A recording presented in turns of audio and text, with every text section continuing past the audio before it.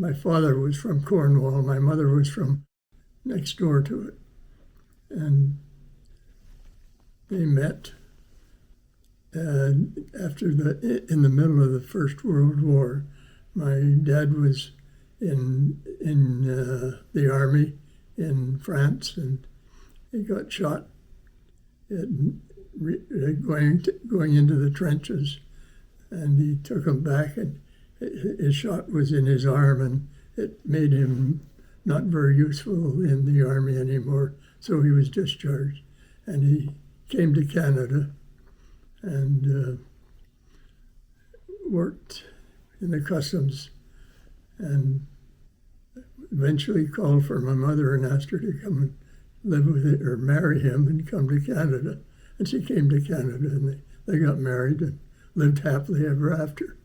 Had 3 kids, and I was the oldest.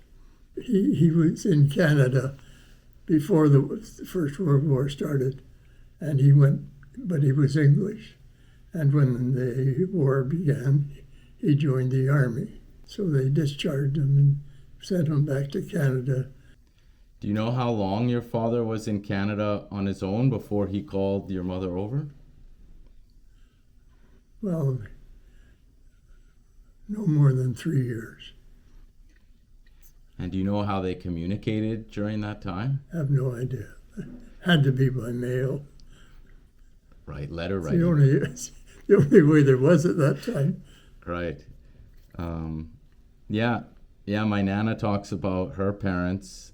This would have been in the 1920s, 30s, writing letters back home to England. Did your parents have an English accent, or they had a kind of, can you remember, Canadian accent? I think they did, but my dad was in a bar with a bunch of other people. One was an American, and he was not an American. I forget what he was. And he said, I can tell a nationality of any person just by listening to them. And my dad said, well, what am I? And he says, you're a bloody American. Okay. Not very flattering to Dad. Yeah, what was your dad like? Well, he was a customs officer, and he was very likable. I loved my dad and my mother. That's good. He was fair, and if we did something bad, we knew it. If we didn't, we got praised. If we did something good. I have very, very good memories of both my mother and dad. Oh, that's great. And you said you got praised if you did something good? Yeah. Does an example come to mind at the moment, or? Well, in school I was sort of middle of the road, and my mother and Dad used to get mad at me. They said, your ability is better than that. And one month I studied like hell, and by golly, I was third in the class. I came back and they said, C? And I said, yes. And then they reverted to my run-of-the-mill again. And what was your mom a stay-at-home mother? Did she? Yes, she was. Mm-hmm. I don't know of any mothers at that time that were not stay-at-home. What's a memory you have with your mother when you were younger? One that comes to mind. Well, just that she was very, very kind. I loved my mother and my dad. They were both very, very good parents. What religion were they, and what were Anglican, you? Anglican. Both Anglican. And you were raised Anglican? Anglican, yes. I know on Sundays, I didn't like going to church, and my brother and I would be very, very quiet on Sunday mornings until 10 o'clock. That's when church started. We knew we were safe then. We wouldn't have to go to church because Mother and Dad had slept in. Found it boring. What about as you got older with church? Both both my wife and I are Anglican, or were Anglican, and we went to church, not all the time, but fairly regularly. And then when they started to advocate women priests, I didn't like it, and my wife and I both dropped out. Right. And do you want to expand on that? Like, so, because I'm Catholic, and there's only male priests, and what are some thoughts on that? I don't know. I just didn't like the idea of all the changes that were happening so quickly, and my wife went along with it too. Though we were both married when we got married, because I had been married before and I'd been divorced, and the Anglican Church would not marry a divorced person, so we got married by a different church. If it's not too personal, but I think it's some good questions to ask. What about, have you through life pray often, before bed, before? Never. No. Never. Before or after. Maybe when I was a kid, my mom and dad made me kneel down and say my prayers, I think, but I can't even remember that. And what about saying grace before? No, we don't say grace. We never did. It is unfortunate to hear this personal answer about praying. I'm not sure if it was some sort of misspeak, since he regularly attended church as an adult, and in church one typically prays. For context, his answer is outside the norm of his generation. That is what I've found. Each individual is different. My own grandparents and many others of that generation pray to God and would have answered those questions differently. A note on statistics. In the 1920s and 30s, almost everyone in Canada identified as being Christian. I wanted to interview the World War II generation many years ago, including in my own family. I am grateful I was able to interview a couple people of this generation recently. What about other people in your age group, their families, or just them? You think it was common to? If you wish to help me out as I do some projects, you are encouraged to subscribe, and also if you'd like to join and become a member on YouTube. It's a monthly financial contribution, and there are different amounts to choose from, or you can give a one-time super thanks. Every bit makes a difference, and I appreciate it. Thank you for watching. When was your father born, if you remember approximately? 1882, I think. 1882. And your mother? 1888. Okay. I think. Right. And that was that difference between the two of them. When were you born? 1921. And you were born in? Yorkton, Saskatchewan. Yorkton, Saskatchewan. Same with your brothers and sisters, Yeah. or your brother and your sister were born there? My dad's career was always in Saskatchewan, Yorkton. Great. Were you able to travel? Did you have summer vacations or travel when you were younger? No. Well, we went up to a lake which was about 30 miles away regularly every summer. Rented a cottage there, went fishing and swimming. What are some games you played when you were a kid? One we played was called Ante I Over, and you threw a ball over a house. People on the next side were supposed to catch it, and when they caught it, they threw it over the house, and we were supposed to catch it. Was it your house or a neighbor's house? Or? Not our house. Okay. So causing some trouble, I guess. No, there was no trouble. All right. Nobody broke any windows. Oh, that's good.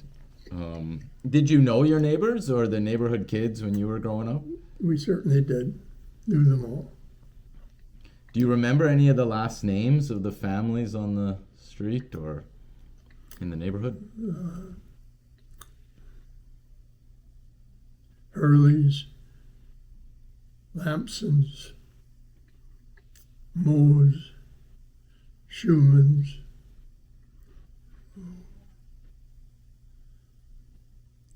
There weren't that many. We lived on the outskirts of the town. In good-sized yards? Oh, good-sized yards, yes. Big property. Usually everybody had a garden, a big garden. And I know my dad planted a lot of potatoes. And we had to dig them up, and he put them in the house under a part of the house was basement, and part of the house was just an opening. And he put the potatoes up there or keep them cool. I know. I would, and I did not like potatoes. I used to squash the potatoes as best I could to make them look smaller. And I'd eat my chicken, and I'd pass my plate to my dad, and he'd say, "What a boy he is for chicken," and he poured more potatoes on my plate. Well, I guess he wanted you to eat them. Or just... He knew I was fidgeting, or fudging. How was dinner? So did you have a dinner time, and did you sit together around the table? Yes, we did. We had a dinner time every day. It was the same time, 6 o'clock. Did people have their usual seats that they sat in? Well, it was just my mom and dad and myself and my brother and sisters. We all had the same seat. I mean, we all sat in the same place all the time. I don't know why, but... Same with my family growing up. Did you just come with whatever you're wearing, or did you dress up for We it? did not dress up. Okay. And what about, did you set the table beforehand? And My mother set the table. Well, she had a set of